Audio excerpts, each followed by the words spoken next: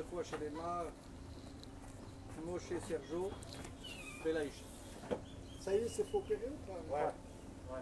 Pour la refoua shelema de Serge, Moshe, Belaïch, qu'Akadosh Baruch Hu lui envoie une refoua shelema totale. Amen Keni Ratzon. Monique Esther bat Odet, Joël Tila bat Odet, Lise Noémie bat Julie Fricha, Jocelyne bat Oraïda, Abba Marie Rabbi Avraham bar Simcha Julie, Esther bat Remissa, Leilou Nishmat Rabbi Yaakov Nissim ben Suzanne, Penina bat Suzanne, Irina bat Naomi Gila, Salomé Rachel Perl Chaya bat Myriam. Toda Rabba d'être là ce matin. Je vais commencer Bezrat Hashem, ça va être très court aujourd'hui. Donc je vais commencer ce cours Bezrat Hashem par une idée extraordinaire qui s'appelle, ce que le Talmud dit, un truc énorme. Kol ha-merachem ala beriot, merachamim alav min hashamayim. Tout celui qui a de la compassion vis-à-vis des autres, on a dans le ciel de la compassion vis-à-vis de lui. Tu vois, des fois, Simon dit sur quelqu'un, oh, il est trop gentil. Il est trop gentil, on est gentil avec lui dans le ciel. Et vous allez voir que, aujourd'hui, je vais vous faire découvrir quelque chose d'énorme. On a besoin de Rachamim dans J-5. C'est bien ça. On a besoin de miséricorde. On a besoin de Rachamim.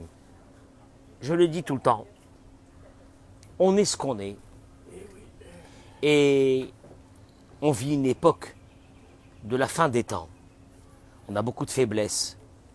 Mais Dieu, il a des paramètres à lui, qui sont des paramètres qui vont, eux, jouer de façon effective le jour de Rosh Hashanah.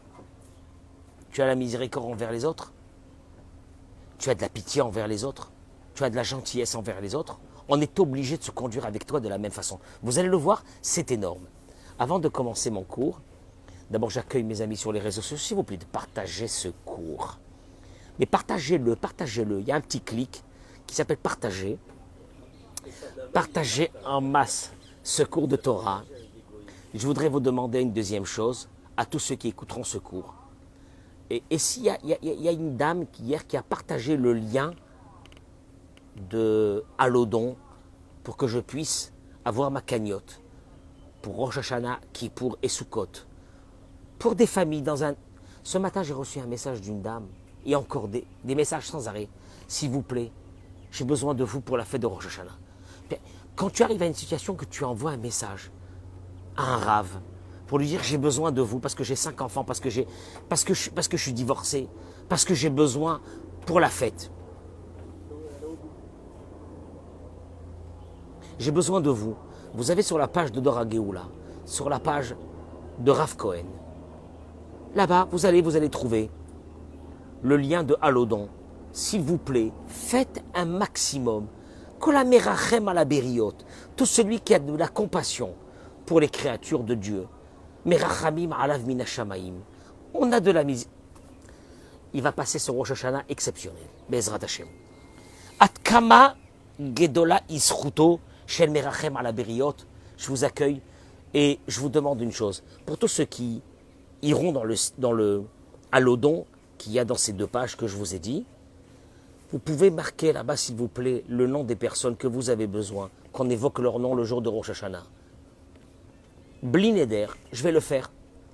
Je suis le Chazan aussi de ma communauté, d'Ora Geoula. Je vais dire les noms. Je vais dire les noms en ouvrant le Sefer Torah, je vais dire les noms dans la journée parce que on fait attention de ne pas dormir. Le jour de Rosh Hashanah. Pourquoi? Pour ne pas que notre mazal s'endort. Évitez de dormir ce jour-là, le premier jour surtout de Rosh Hashanah. Alors entre-temps, on va faire du Teilim et on va prier pour tout le peuple d'Israël. Le peuple d'Israël, les enfants de Dieu, c'est tout. Et là, il dit une chose extraordinaire. Écoutez, parce que je vais vous amener une histoire, je répète encore comme hier, je n'ai pas l'habitude de raconter des histoires. Alors d'abord, dédicace à la communauté d'Ashkelon. Mais quelle communauté! Ils m'ont reçu hier. On a vu hier. Ils m'ont reçu hier avec une chaleur, une ferveur extraordinaire. Je suis extrêmement touché. Je les remercie à ces hommes et ces femmes qui sont venus assister à ce cours de Torah qu'on a fait hier à Ashkelon. Taper 90 km.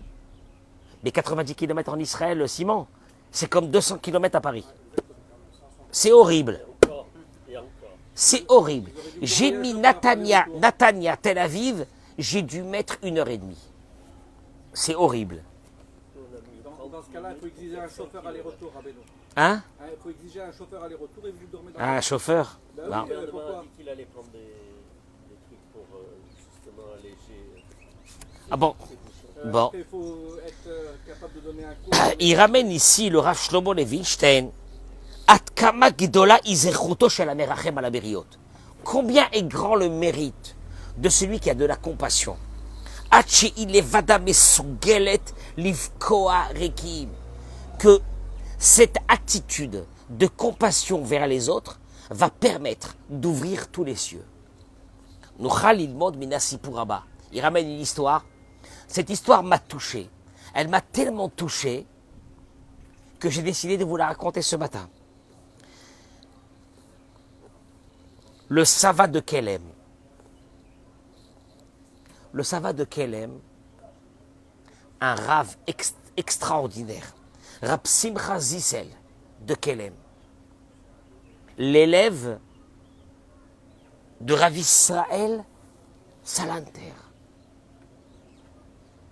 Il y a peut-être 150, 200 ans. Il a illuminé le peuple d'Israël en amenant ce qu'on appelle la morale juive, le moussard. Il raconte lui-même cette histoire. Écoutez-moi, cette histoire, elle est énorme, énorme. Hier, je la lisais dans la voiture. Pourquoi dans la voiture? Parce que j'étais à Ashdod d'abord, chez ma belle-mère. Donc ma femme est rentrée chez ma belle-mère. Et moi, je suis resté dans la voiture préparer le cours de ce matin. J'arrête pas. Puisqu'après de là-bas, je suis parti à Ashkelon. Je suis rentré d'Ashkelon, il était minuit et demi. Les slichot ce matin, j'arrête pas. Ma femme m'a dit, j'ai rendez-vous avec mon chirurgien. Il va me tuer. Parce que ma femme m'a dit, ça fait même pas un mois que tu as fait ton opération. Et tu as repris comme si de rien n'était. Et encore plus. Hein? Et encore plus. Et encore plus. Mais j'arrive pas à m'arrêter. C'est ma raison de vivre. C'est de donner aux autres cet amour. Et vous êtes là avec moi ce matin, Bezrat Hashem, Kakadosh Baruch Hu, il vous donne une bracha extraordinaire. Il ramène, Olivier, il s'endort. Ma parole, il s'endort. Hier, ils m'ont dit à Ashkelon, ils m'ont dit, comment il va Olivier? Comment il va Olivier? Olivier, je l'ai adopté. Il est avec moi ici. Et ça y est. Alors, il ramène ici le Sava de Kelem, Rab Simcha Zissel, il y a presque 200 ans. Il raconte qu'un soir, il dormait et il rêve. Écoutez-moi ce rêve parce qu'il est énorme. Bachalomo ushama ki Rabbeinu Yona magia le'ir Kelem. Dans son rêve, c'est un rêve, hein. C'est un rêve. Rabbeinu Yona est arrivé dans la ville de Kelem. Rabbeinu Yona ne peut pas arriver dans la ville de Kelem puisque Rabbeinu Yona, ce matin, on était en train d'étudier les écrits du Rabbeinu Yona. Je vous ai expliqué que Rabbeinu Yona est né en 1210. Il était l'élève du Nachmanide. Tu entends ce que je suis en train de dire? Mais dans son rêve, il y a Rabbeinu Yona qui est venu dans la ville de Kelem. Énorme. Chacun ses rêves. Hein. Il y a qui ont rêvé qui était en Lamborghini ou en Ferrari. Lui, il rêvait que Rabbeinu Yona est venu dans la ville de Kelem, où il était là-bas.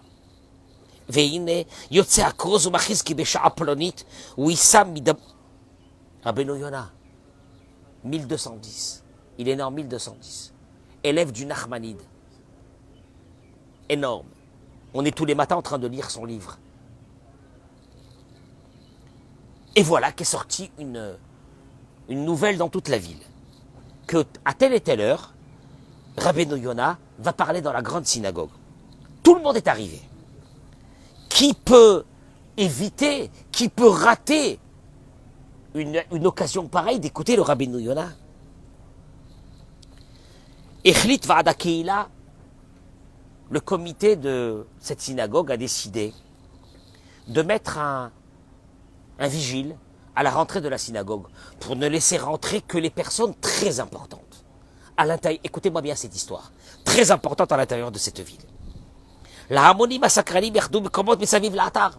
Et que tous les autres, eh bien, ils avaient des places à l'extérieur de la synagogue. À l'époque, il y a 200 ans, il n'y avait pas de grand écran, mais que sûrement ceux qui étaient dehors auraient pu écouter quelques mots de Rabbeinu Yona, énorme.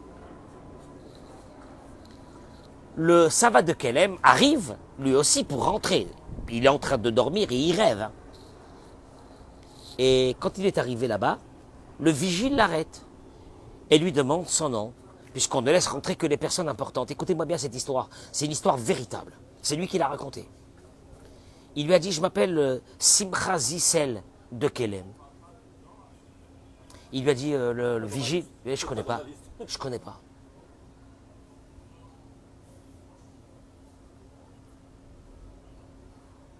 Il a commencé à lui dire, mon père, il était telle personne. Mon grand-père, il était telle personne. Il lui dit, je suis l'élève de Rabbi Israël Salanter. Rien. Il lui a dit, oui, le Rabbi Israël Salanter, j'ai entendu. Mais sur son élève Simcha Zissel, je ne connais pas. Écoute l'histoire. Il est en train de dormir, hein, il rêve. Hein. Il lui dit, est-ce que tu as des personnes de la famille qui sont connues pour que je te laisse rentrer? Il lui a dit, je sais pas, j'ai un fils qui s'appelle Rabbi Nahum. Il lui a dit, Rabbi Nahum? Péravod, rentre, rentre! Il a eu le choc de sa vie.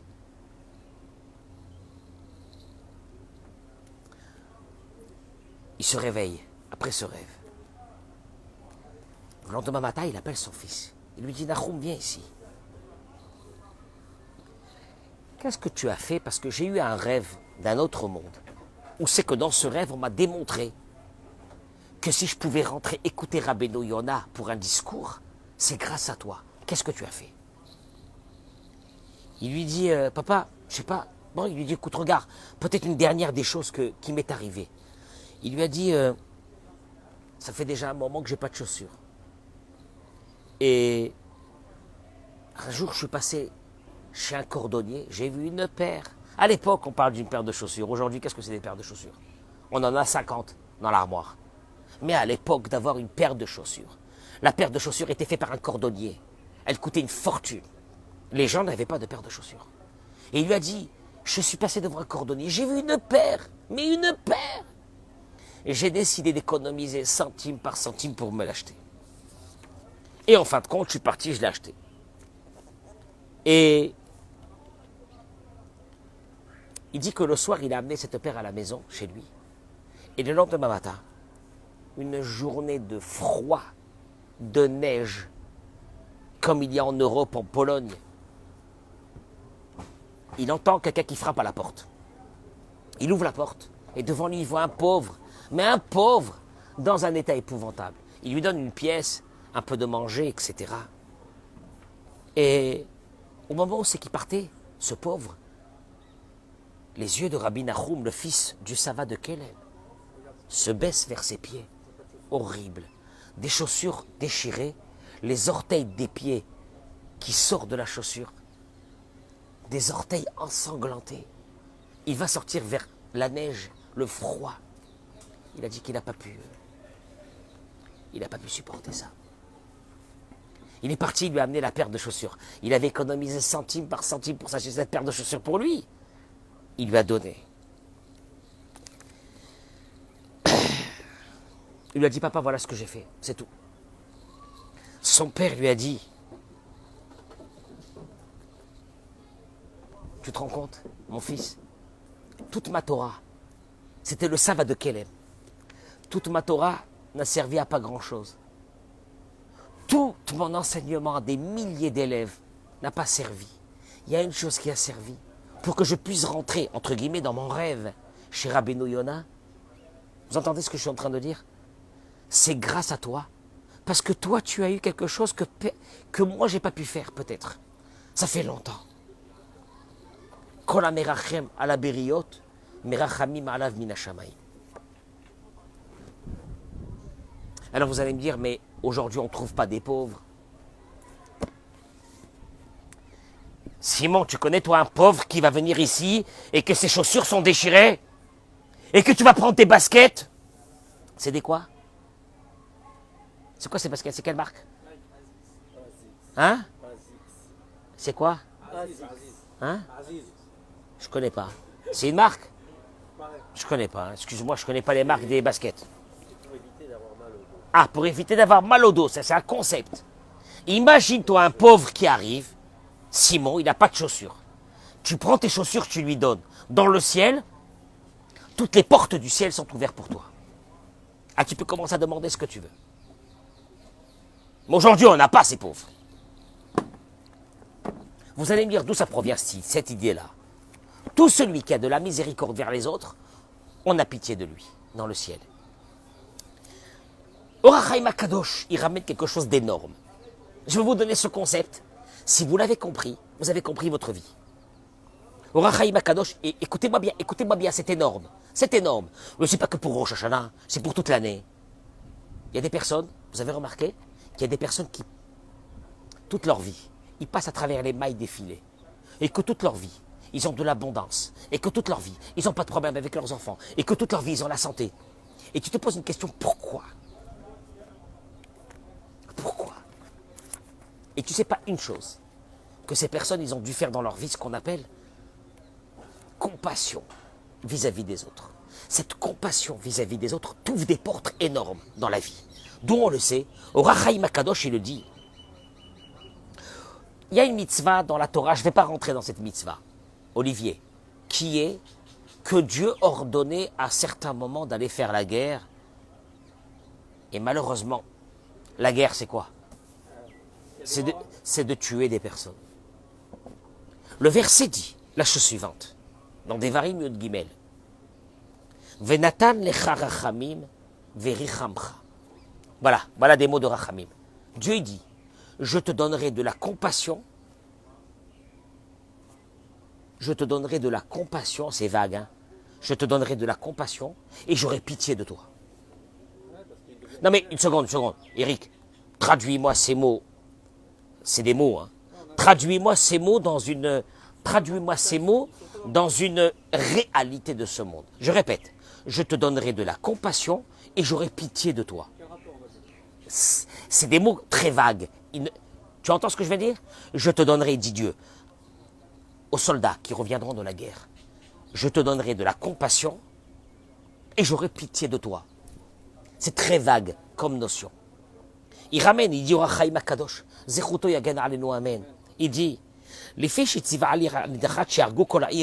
puisque ces soldats, on leur a ordonné d'aller tuer des personnes. Maaseh hazeh. Écoutez les mots de HaChaim. C'est énorme ce que je vous dis ce matin pour vous. D'aller tuer des personnes, Yolid teva achzariyut belev adam. Le soldat, en tuant des personnes, il devient quoi? Cruel. Venichrat mehem shoresh harachamim. Il se déconnecte avec la compassion. Vehayul achzar. Ils deviennent cruels.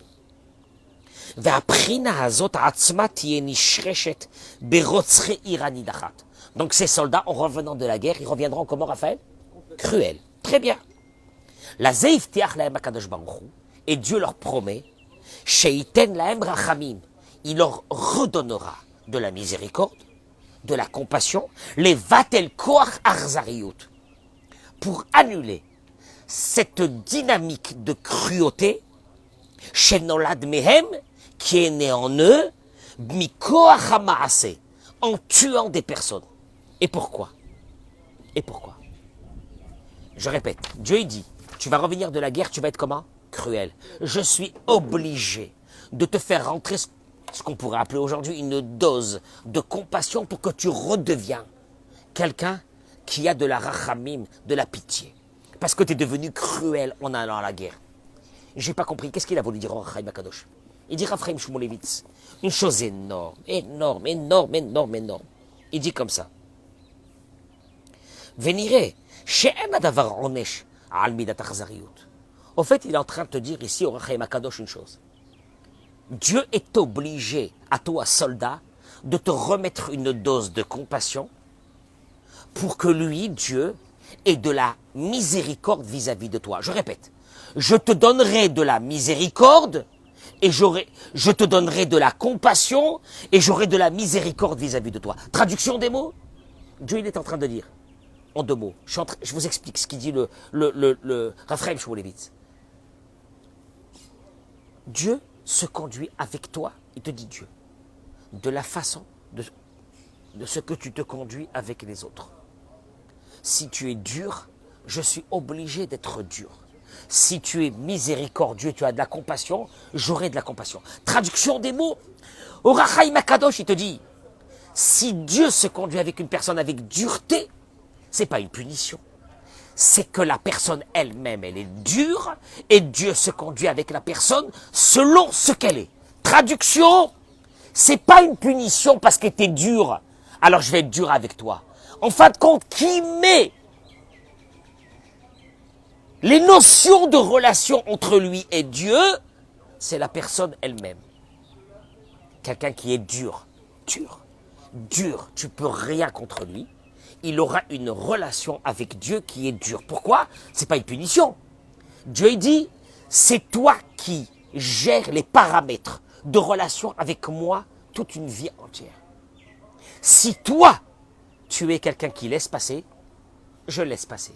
Si tu as de la compassion, j'ai de la compassion. Si tu as de la miséricorde, j'ai de la miséricorde. Si tu es dur et procédurier, et tu lâches pas, comme un pitbull, je suis obligé d'avoir la même relation avec toi. Ces soldats sont partis en guerre, Olivier, parce que Dieu leur a donné d'aller en guerre. Le problème, il dit Dieu, vous allez revenir, vous allez être cruel. Or, si vous restez dans votre cruauté, je suis obligé d'être cruel avec vous. Donc, qu'est-ce que je vais faire? Je vais te faire rentrer une dose de compassion. Et après que tu as, toi, cette dose de compassion, moi, je serai miséricordieux vis-à-vis de toi. Tu entends ce que je suis en train de dire? C'est énorme. C'est les mots de Rachaim Akadosh. Il y a des personnes qui ont une vie dure. Et ils sont durs. Il y a des personnes, ils laissent passer. Oui, mais il laisse passer. Il n'a pas de personnalité. J'adore entendre ce mot. On me l'a dit souvent. Vous n'avez pas de personnalité. J'adore. J'assume. J'ai pas de personnalité. Ah, wallo. J'aime. Et comme j'aime. Ouais, mais bon, à un moment donné, il faut être, monsieur le rabbin, il faut être rigoureux. Mon œil. J'aime. Écoute-moi bien.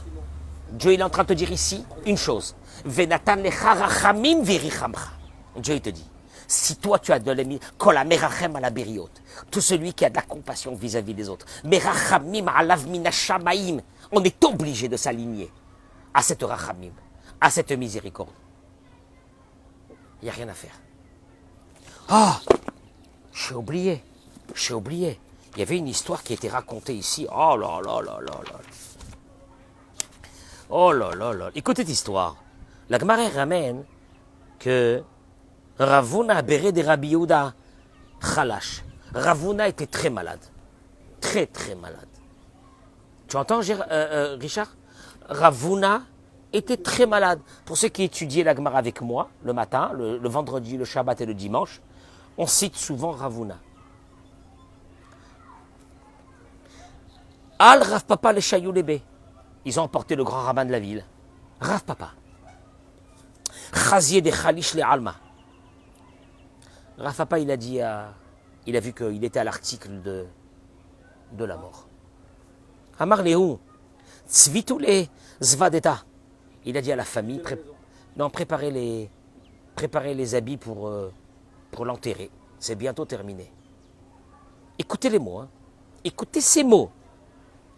La Sof Itpar. Ils ont entendu la nuit. Le matin, Ravuna s'est réveillé. Il a dit, vous pouvez m'amener mon petit déjeuner, s'il vous plaît? Il s'est planté le rave. Ava Mirsav Rafa pas les Berziers. Après Ravuna, il a entendu que Rav Papa, il a dit à toute la famille de préparer les habits pour enterrer le mort. Ça fait un peu. Et Rav Papa, il avait honte, à partir de ce moment, de rencontrer Ravuna. Tu te rends compte, il a condamné, il a dit à tout le monde, ça y est, préparez déjà l'enterrement, c'est fini, il est mort. Un jour, il a rencontré, il lui a dit, Maï Chazit.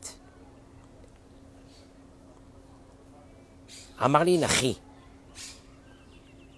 Il lui a répondu, il lui a dit, dis-moi, honnêtement, est-ce que tu devais mourir ou non, ou je me suis trompé? Il lui a dit oui, j'étais devant un jugement céleste. Et on m'a apporté on m'a apporté parce que ça y est, c'était la fin. Il s'est vu en train de partir. Et il entend une voix céleste qui sort et qui dit Hoil velomokim bemile. Puisque Ravuna n'est pas procédurier, quand on lui fait quelque chose, il laisse passer. Lotakumu behadia. Eh bien, laissez passer. Ravuna, il dit à Rav Papa, écoute-moi bien, quand tu m'as vu en train de mourir, j'étais en train de mourir. Tu t'es pas trompé. Sauf que dans le ciel, ça fait peur. On a dit, comment il est Ravuna? Il n'est pas trop vieux. On laisse ou on le fait. Ah, ils ont dit, lui, dans le monde, il laisse. Paf, il reçoit une baffe, il laisse. On l'a vexé, il laisse. Il a de la compassion vis-à-vis des autres. On l'a laissé. Je voudrais juste amener une chose, parce que nous on parle de ça, aujourd'hui on n'a pas des pauvres. On n'a pas des pauvres pour avoir de la compassion. Il ramène ici.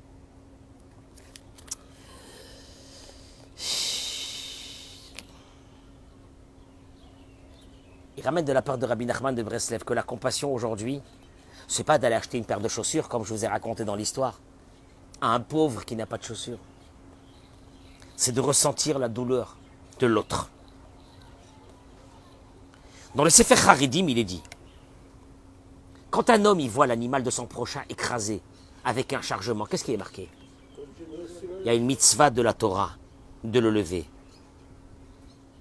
Quand tu vois ton frère se plier avec un fardeau, on doit l'aider. Sinon on transgresse un interdit de la Torah. À plus forte raison. Il ramène ici.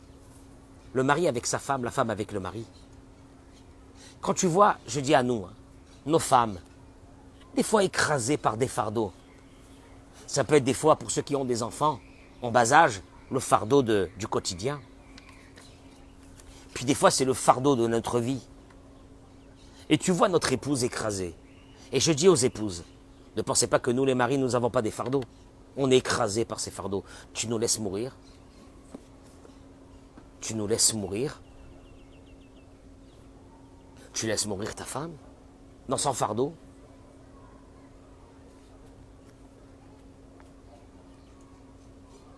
Il termine Rabbi Nachman et il dit, chacun veut être la compassion, veut être l'objet de la compassion divine.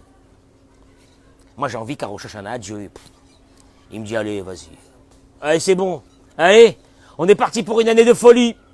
Santé, parnassa, les enfants, les machins, pas de soucis, pariamolla. Amen. On a tous envie. Mais Dieu, il dit Rabbi Nachman, ne prend pitié, je traduis les mots, que celui qui ressent la souffrance d'autrui, celui qui comptait, celui qui compatit aux douleurs de son mari, de sa femme.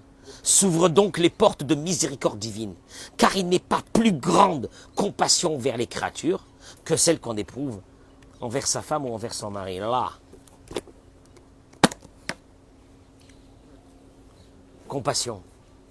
Ouais, compassion. J'en peux plus. Je suis fatigué. Quand je me dis que tu es fatigué, moi je suis fatigué aussi de toi. Moi aussi je suis fatigué de toi. Mais maintenant, moi je vais jouer dans ta cour, à toi. C'est toi qui vas décider quelle est la relation que je vais avoir avec toi l'année à venir. Alors tu vas me travailler là pendant ta vie là, à ce que la personne qui est en face de toi, parce que nous on aurait bien voulu rencontrer un pauvre qui n'a pas de chaussures, et qu'on lui oh c'est beau, et qu'on lui donne notre paire de baskets. Oh là là, quel qui. Hein ou non? Oh non, hein? Tu repars les pieds nus, tu rentres à la maison, tu dis à ta femme, maman, qu'est-ce qui s'est passé? Ah, quand je me crois, il te dit, écoute-moi bien, aujourd'hui il y a mieux que ça, 100 fois mieux que ça. La compassion vis-à-vis des personnes qui vivent avec nous. La compassion vis-à-vis d'une épouse, comme elle est. La compassion d'un mari, comme il est. Béhémet, un peu de rachamim, un peu de compassion, un peu de compassion, un peu de compassion, un peu de compassion. Ouais, un peu de compassion, un peu de compassion. Enlève la dureté, enlève la dureté. Parce que tu sais pourquoi? Parce que cette dureté, c'est toi qui vas décider la relation que tu vas avoir avec Dieu l'année à venir. Moi? Oui. Ah, c'est pas Dieu? Non. Dieu s'aligne. Il s'aligne, on l'a vu, à ton règlement que tu auras dans ta vie.